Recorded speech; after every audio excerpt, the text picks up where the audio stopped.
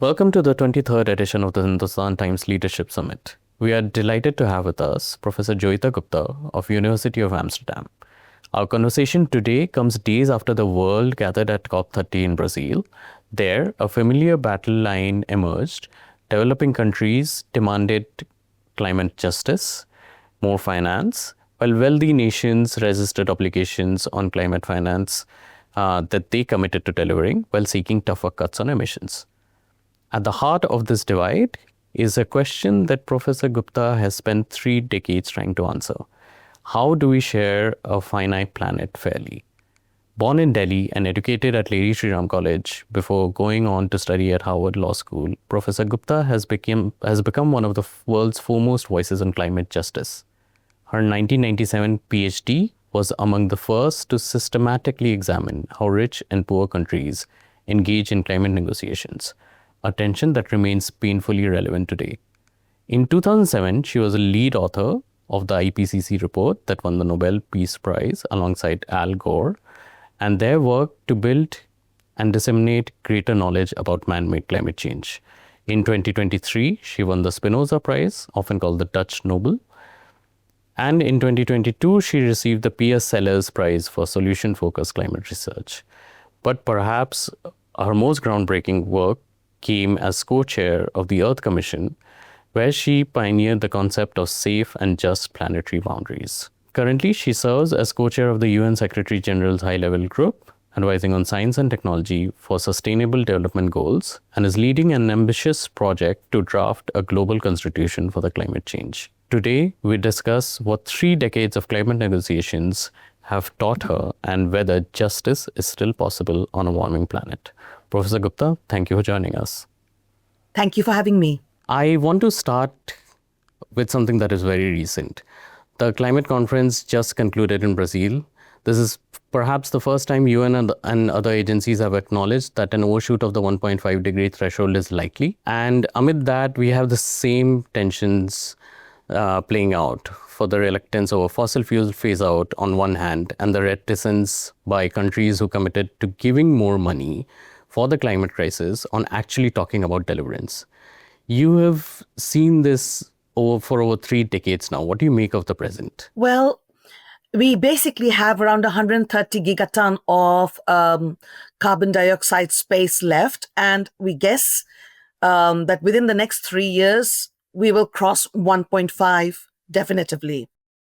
Of course, 1.5 degrees centigrade is seen as the safe target because beyond that, we can trigger all kinds of tipping elements. And the discussion right now is, okay, can we come back to 1.5 degrees centigrade later in the century?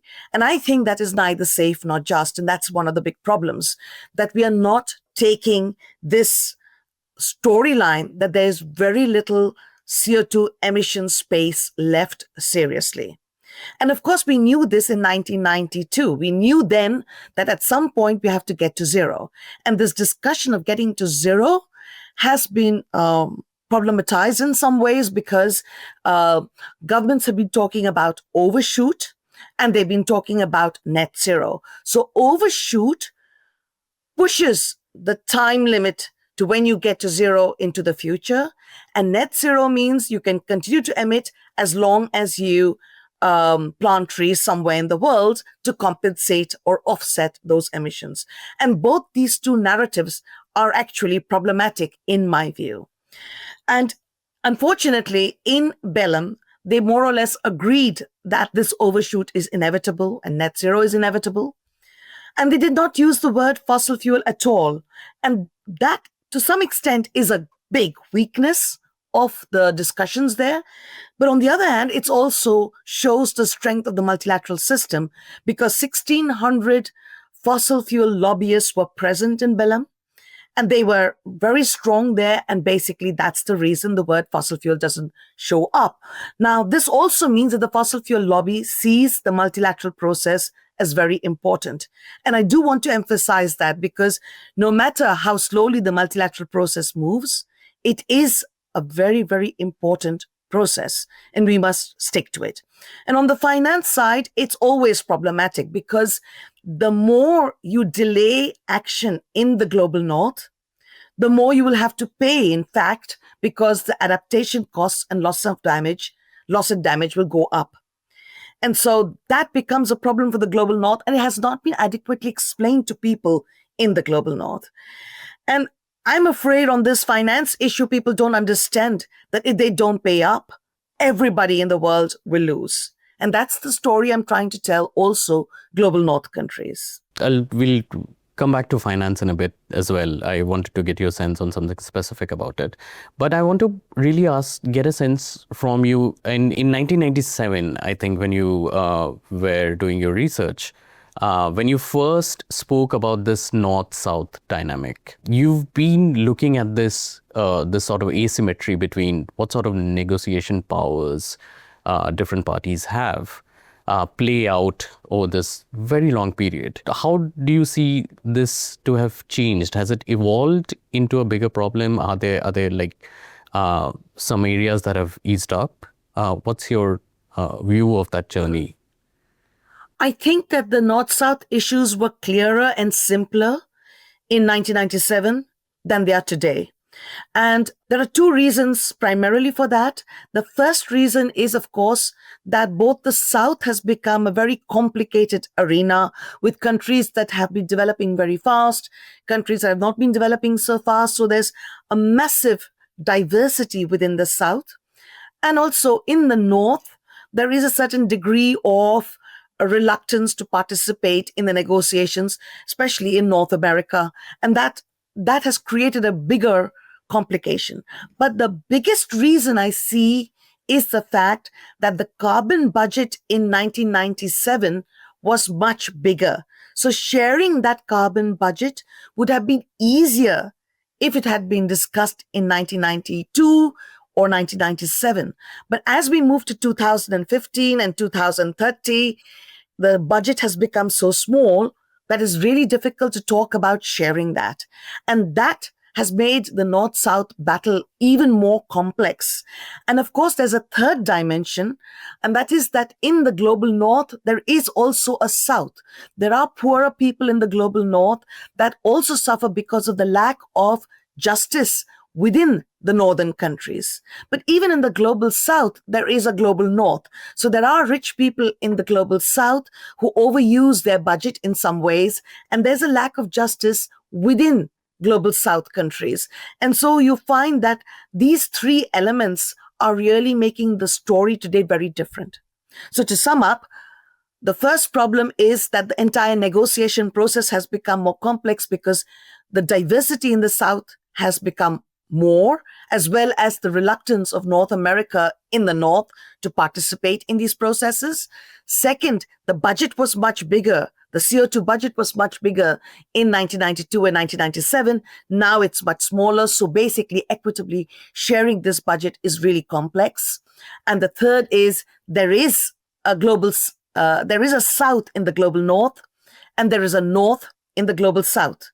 And that makes the issues of justice within the North and within the South pertinent to any discussion we have today.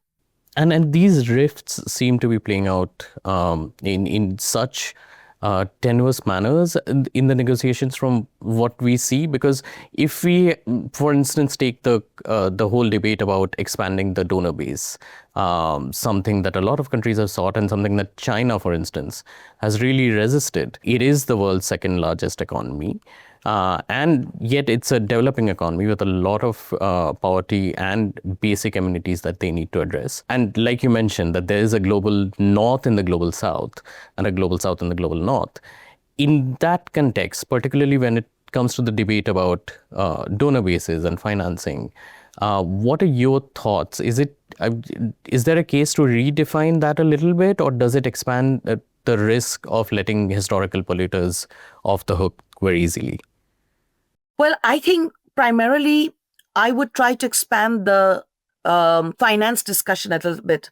So what we are seeing right now is that many developing countries are paying huge amounts of money in debt servicing, just normal debt servicing. And I have read papers that say that countries spend 5 times more in debt servicing on average than they spend on climate. So maybe there is a way to use debt for climate swaps and to learn from the lessons of the previous debt for nature swaps. That could be a way to generate resources for developing countries. Another way we could develop resources both for the global north governments and the global south governments is to do tax justice. So tax justice basically tries to counter tax avoidance and tax evasion. And some estimates are that around $500 billion are missed because of tax evasion and tax avoidance. And this would enable global north countries as well as global south countries to have more resources to fund the global commons, to fund issues of merit goods and the climate stability storyline. In addition to that, one could talk about compensation, and the compensation could come from, for example, the oil, gas, coal companies. There are a number of court cases against them, 160 court cases right now.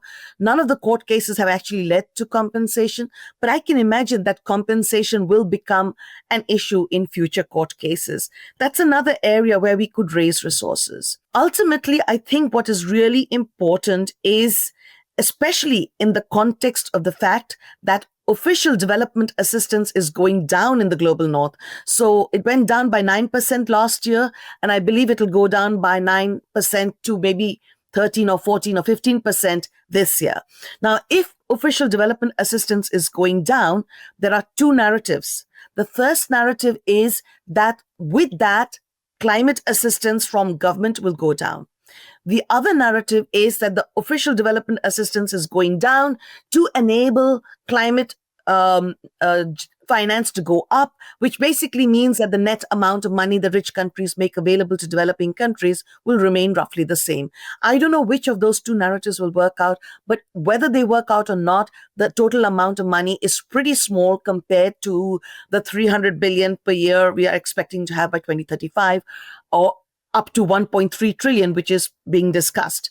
So my gut feeling is that rich countries want to use this limited amount of money to create or leverage more money from the private sector.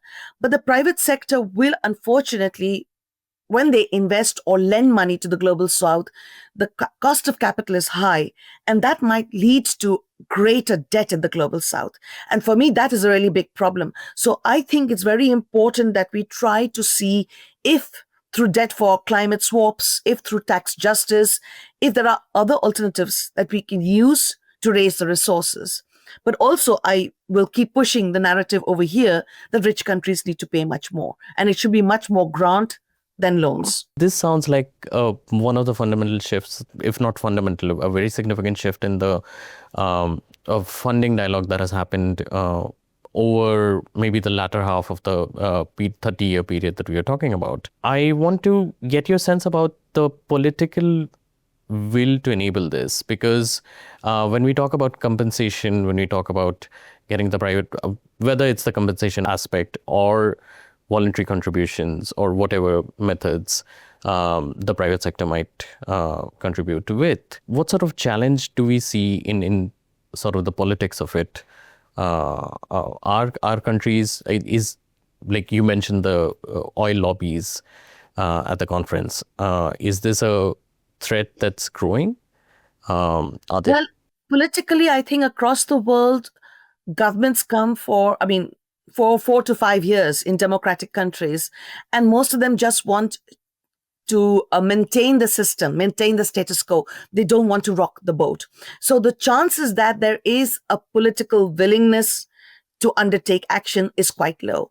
My hope is a little bit on the judiciary and on the social movements, because the social movements are creating the narratives, and they're building their narratives based on science, and then they're going to the courts. And the courts are bringing science back into the discussion. So in some ways, the politics is focusing more on certain types of narratives, which pleases their voters. But when you go to a court, the court will focus on what is a fact, what is science. And based on that, they're coming up with some positions. And now I'm talking about courts that have not become politically motivated. And so what you're seeing with the three advisory opinions of the international courts. So the International Tribunal on the Law of the Sea, the Inter-American Commission on Human Rights, Court on Human Rights, and the International Court of Justice. These three courts have provided some advice about climate change. Basically, together they say that 1.5 degrees centigrade is the legally binding target. The NDCs should add up to 1.5 degrees centigrade, that countries should be, could be held, I should use the right words, if they continue to use fossil fuel, that could be seen as an international wrongful act, that states are responsible to make sure that the actors within their own countries do not create problems, and states themselves should not cause significant harm to others. And of course, they also say CO2 is a pollutant. So all these elements that are coming out from the international courts, as well as from the national courts worldwide, that gives me hope. I believe that the courts may try to balance the power of politics. And so this is one way we can move this storyline. And of course, what we're talking about is justice for the 99%. The 1% is going to resist that.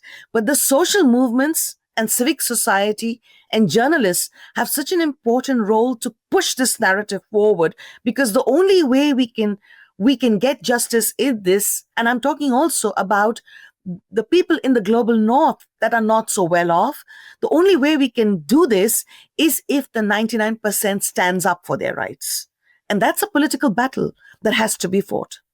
Is that a political battle or a legal judicial conversation that's reaching global south parts just yet? Because you mentioned the international courts, and it seems that Europe, for instance, has had a lot of this. You've both from a legal and judicial perspective.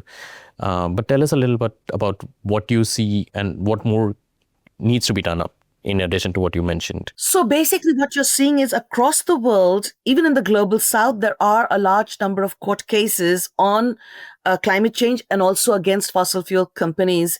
And the narrative is different from continent to continent. So in Latin America, the narrative is much more about the violation of the human rights of the people there. And so that story is being pushed quite strongly. In Africa, you're seeing a lot of court cases where the storyline is that the environment impact assessments are not being correctly done, the permits are not being correctly issued. And so it's a procedural story there. In the Philippines, you have the Commission on Human Rights that came out with a statement which was that even if fossil fuel companies are not located in the Philippines, if their activities cause damage to Philippines citizens, then they can be held accountable for that. So you're seeing across the board court cases occurring. Now, these court cases are trying to both limit the use of fossil fuel in some ways, and they're also trying to come up with some statements about fossil fuel companies. So I think that the courts are important, but it is also the social movements, because the social movements create the pressure also on the courts to think in a particular way. You're also educating. 2 days ago, I was in a meeting of lawyers and judges and diplomats in the Netherlands. And we were discussing the fact that in some ways, even judges get influenced by the narratives of the fossil fuel companies, because the narratives of the fossil fuel companies, they promote disinformation, malinformation, misinformation, and they have so much money. It's in the press the whole time.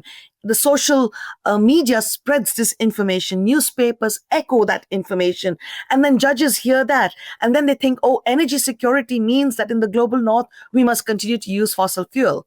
But that's not the case, because energy security, environmental security, and prosperity can be achieved through renewables. So in many ways, we have to start to try to undermine the disinformation that is coming out. That's the number one security risk, according to the World Economic Forum. And across the world, we are seeing this disinformation happening today. And that we have to fight a lot. That's a very interesting point with the information sanctity that you mentioned. I wanted to touch on something related. When we talk about will to act or to take steps forward in climate action, especially on what sort of energy we use, I wanted to ask your view on what's happened in the last 5 years, especially its impact on the collective action aspect. I particularly referring to what happened during the pandemic, where you saw this tendency of resource guarding, resource hoarding come up. That was an acute crisis, and it seemed that people with resources, their first one of the first motivations was to hoard. We had countries hoarding vaccines to inoculate their populations 3 times over. Then you had the invasion in Ukraine and the energy insecurity problems that immediately came up. You had some dirty power plants being reopened, or the sunsetting of some of the coal or fossil fuel based energy infrastructure being pushed back. So are we taking some steps back? So I'm going to go back and answer this question slightly differently. So basically, what I said earlier is that 30 years ago, the carbon budget was quite big. And as we move towards 2030, the carbon budget is shrinking to zero. That means we are all fighting about who has the right to use fossil fuel, who has the right to emit greenhouse gases.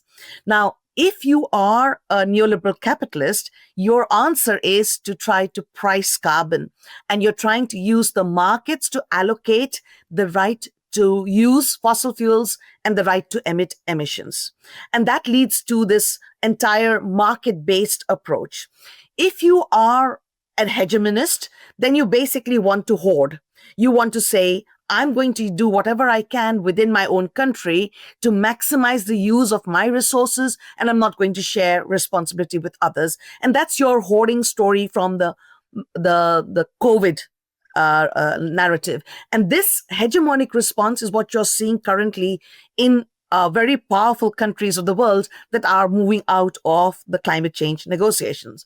So what they're trying to then do is, there is a small budget. I don't want to get involved in that. I'm going to use all the fossil fuel in my own country, and I'm going to go ahead and I don't care. Now, the hegemonic response is also very problematic. Now, there is also the polycentric response, which is Eleanor Ostrom's storyline that there are multiple centers of governance. Now, I agree with that, but I don't think it'll solve the problem because, so let me go back and try and explain this a little bit better. A neoliberal capitalist approach basically says we need to protect individual freedom, freedom of the markets, deregulate, and have tiny governments.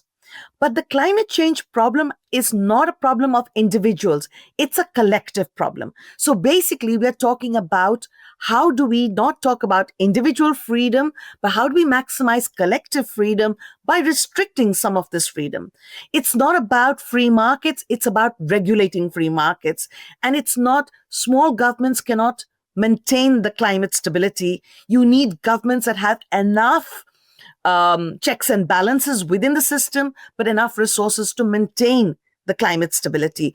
And currently, I think that whole neoliberal capitalist system is just not going to solve the problem. And neither is retreat into my country first narratives. So basically, what we're trying to do is promote deepened multilateralism. And you did see that deepened multilateralism is under attack through the war in Ukraine, but also through the fact that countries are reducing their contributions to the UN system. But I think that's not going to solve this problem. We really have to have much more collaboration with each other. And this is not just a North-South problem. In many ways, even for a country like India, it's important to see what will happen when Africa calls for its right to development. So, we have to think more broadly about our collective common futures. So all governments need to do that. And that's really a challenge. I want to, since we spoke about the future possibility of what happens when even countries that are far at the beginning of their development trajectory start to invoke the same sort of privileges, or not privileges, or at least the necessities that developing countries like India right now are claiming. In that sense, what do you expect, or what would your wish list be in terms of the NDCs that India has yet to update? Or at least what you've seen till now, and what do you So want it for to be? me, I want to go back a little bit and say 1.5 degrees centigrade is not, in my view, the just target. In my view, the just target is 1 degree centigrade. That is what we wrote about in the Earth Commission. We got it published in Nature. We presented it to the World Economic Forum plenary. Why do we see 1 degree centigrade as the just target? Because you can try to limit damage to less than 1% of the global population. And as you go towards 1.5, the degree of people who will be seriously affected goes up. And as you move on to 1.5 plus, which is sort of coming back to 1.5 at the end of the century, will have massive more damage, and at 2 degrees, much more damage. And of course, this is irreversible, and it is into the next few centuries. So it will cause huge damage to India. The heat that India will face, the melting of the glaciers that India will experience, the high wet bulb temperatures that will expose people to extreme health. This is going to be a real big problem. And also saltwater intrusion, extreme weather events. It's not a joke. It's going to be very, very expensive for countries of the global south. So for me, the question over here is, are we going to focus on protecting people today and into the future? Are we going to focus on using fossil fuel? So let's talk about fossil fuel. 78% of the fossil fuel is in the global south. If the global south makes the argument that we will use our fair share when the global north did not leave its fair share, now that's a very logical argument, and I hear this very often. But if they use that, everybody loses. And so the question is, can developing countries leapfrog? So they need to leapfrog intellectually, so go beyond this neoliberal capitalist idea to much more deepened multilateralism, a completely different economy. So intellectually, they have to leapfrog. Technologically, they have to leapfrog. They have to leave the fossil fuel underground and see, can we use the sun that we have to get to a much better renewable energy system? And they have to move forward in terms of institutions. They have to leapfrog institutionally. And if they can do that, then they're okay. So when Africa is going to develop, and when it says, we have discovered new fossil fuel, and we want to use this new fossil fuel to enhance GDP, that it is their right to say that. But my argument to them would be, can you leapfrog? Can you jump ahead? Can you not get stuck in the fossil fuel world, because that's going to affect you much more? And this is also a question for India. We have a colleague from India who's written a paper for us, and he shows us the fiscal dependence of the Indian system on the fossil fuel storyline. And how can we unpack that fiscal dependence and try to create a new narrative? And this requires brain power. It requires intellectuals in India, but also in the West, to sit down and think about these issues. Let me give you another story. I cannot prove it. I only have anecdotal evidence, but I have heard that many rich countries don't tell their people that there will be serious impacts in the global north, because that might reduce their AAA rating for foreign investors. So in some ways, what they're trying to do is to pretend there is no problem so that investment will keep coming into their countries. And now they're trying to tell investors, we are adapting so fast that no matter what happens, we can adapt, which is not true, in order to keep that AAA rating. So governments are playing all kinds of games in different parts of the world. And we need to go beyond that. We need the civil servants who have a longer term perspective than the politicians to push the agenda. We need a coalition of science, civil servants, the health sector, because health is going to be one of those areas that's very badly impacted by climate change, and also by fossil fuel, by just the PM 2.5 in your lungs. We need these sectors to come together to help social movements. We need progressive journalists to come together and to push the idea. And when I'm speaking, I'm always often told, oh, you guys are left-wing. And I'm thinking, when the storm comes, it's not going to hit just the left-wing people. Science is not left-wing or right-wing. Science is for everybody. And environmental issues affects the entire economy. Business doesn't seem to understand in the global north, in my view, that the value chain of production will be affected if the rains don't fall somewhere, if the heat goes up so much that labor cannot function. The entire value chain will suffer. And so if business starts to understand that, if banks start to understand that there is a risk for business, then you may see changes coming up. But there are so many different false narratives that are going around, and that is what we have to fight.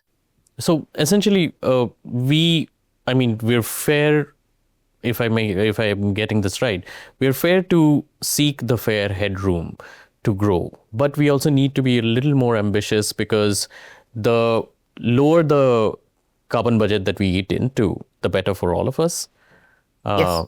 whether or not it's fair. And India, unlike, say, a small island state, India has the intellectual capacity. India has the IITs and the IIMs. It has a massive number of people all over the world with expertise. So India, if it could sit together, the leapfrogging is a possibility. But you also have to make sure that it doesn't become a technocratic story. Because I can tell you, in Europe, the energy transition has been presented as a technocratic story. Like, if you can get the solar panels, it's okay. But that's not true, because the poorer people cannot afford the solar panels or the wind power.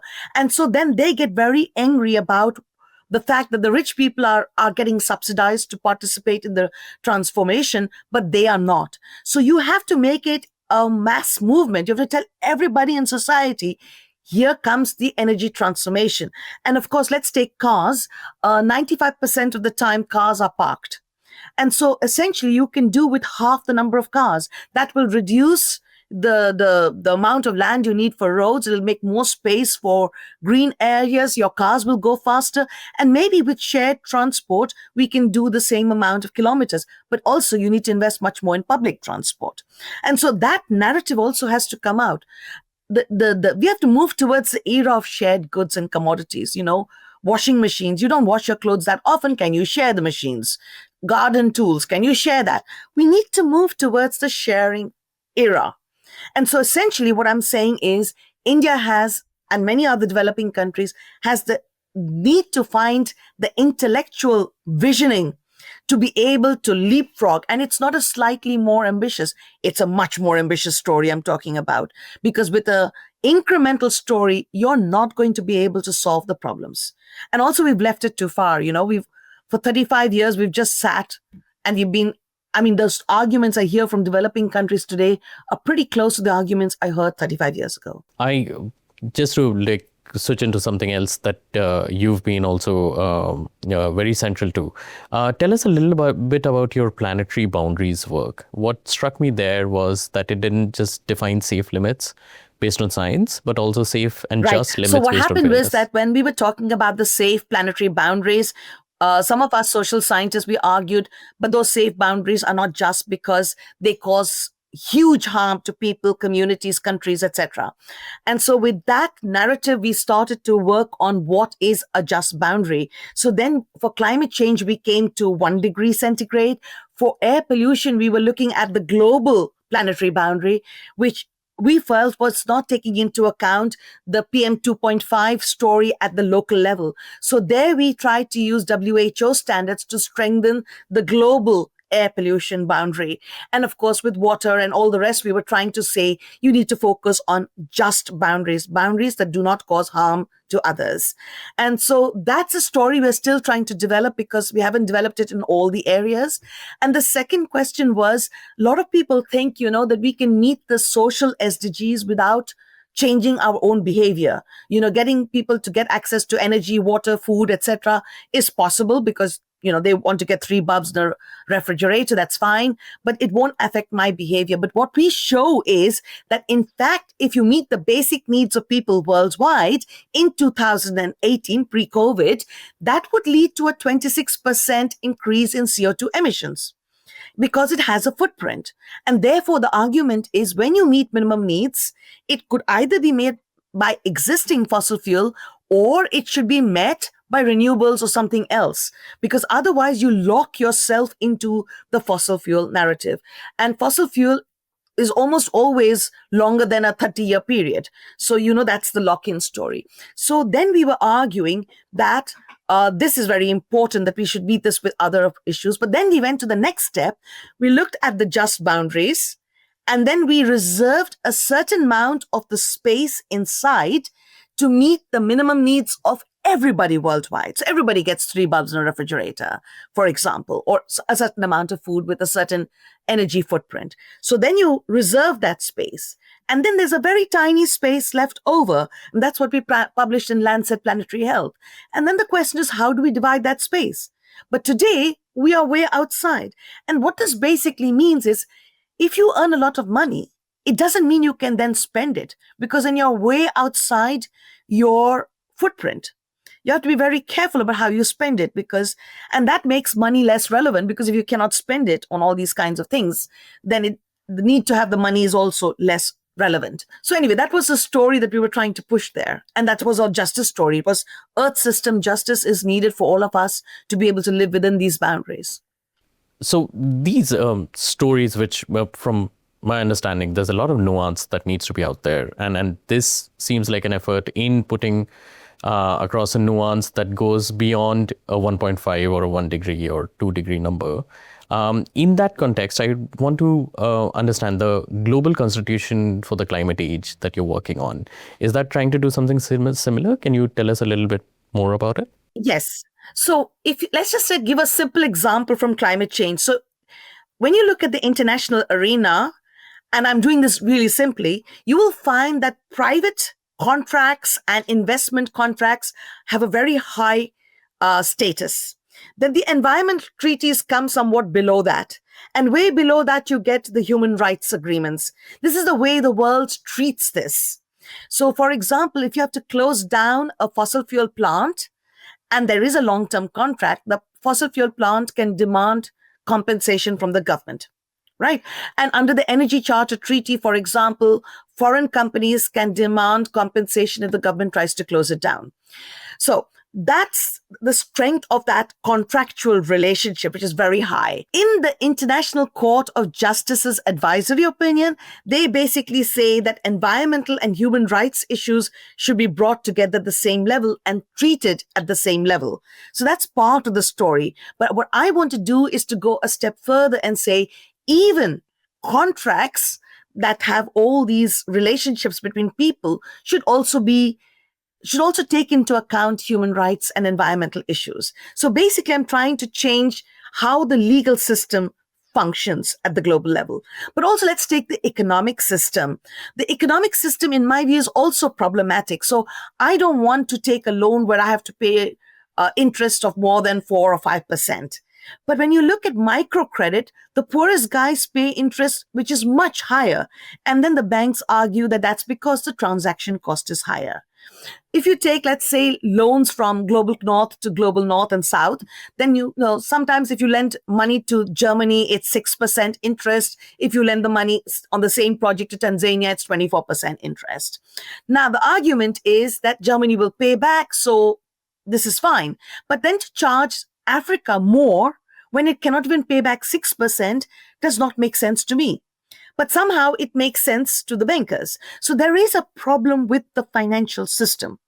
And that is also something I would like to tackle. And of course, the idea of inequality. Inequality, in my view, if it is extreme, is incompatible with democracy. Because if you have very rich people, they can tamper with the elections, as we have seen from the news.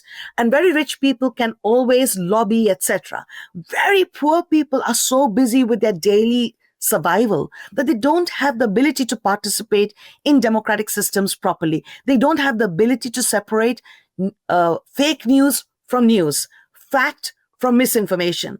And so you really need to have a society with less inequality, both north-south, but also within societies. That's the economic story. And then there's a technological story. If I have a saw, I can cut one tree. If I have a massive machine, I can cut a forest. If I have one dam, no big problem. If I have thousands of dams, the salmon cannot swim upwards. And now we have AI. Maybe AI can solve some problems, but large language models use huge amounts of energy. So the question over here is, and of course, let's take the frying pan. The non-stick frying pan had PFAS in it. Why? Why did we allow that? So what And we have the tools. We have the tools for standards to check all these products. So my argument is that products and technologies that enter the market should not be allowed without a check on their long-term impacts on the system. So these are some of the areas. And we have an open science justice lab. And basically, we are inviting anybody and everybody above the age of 10. If you're a minor, your parents have to give permission to send us an essay of 1,000 words about the world you want to live in. And then the ideas in those essays are taken on board by us. So we are trying to, and of course, the essay writers become contributing authors to the draft global constitution. Now, this is not a formal process. This is a scientific process, but we are trying to create bottom-up legitimacy by trying to get as many contributing authors from the world, and they can write in any language. We hope we can get translations, and then we will try to create a story from bottom up about the world we want to live in. Ask a final question, and I know we just spoke about nuance, so I'm a little wary of being reductionist here. But if you could implement one binding commitment tomorrow, whether on finance, fossil fuel phase out, loss and damage compensation, on something completely different, that would change the power dynamic between, especially keeping in mind justice outcomes that we spoke about, what would that sort of one move that you would really I think it would be to strengthen, to ensure that the overshoot is as tiny as possible on top of 1.5. If rich countries go beyond 1.5, that's so if they emit beyond a certain level, then they are in overdraft. That is recognized, and that little overshoot is then equitably divided between developing countries. And the reason I'm saying this is because if you can close down the fossil fuel emission process, you can reduce the injustices for the next few centuries. So I think that is highly critical. So I would focus on closing the tap first before we try to solve all the other issues. Right. Thank you. That's a very important insight in terms of at least drilling it down to distilling it to what really is very relevant right now. Thank you so much, Professor Gupta, for being with us today, and wish you all the best. Thank you so much for your interview.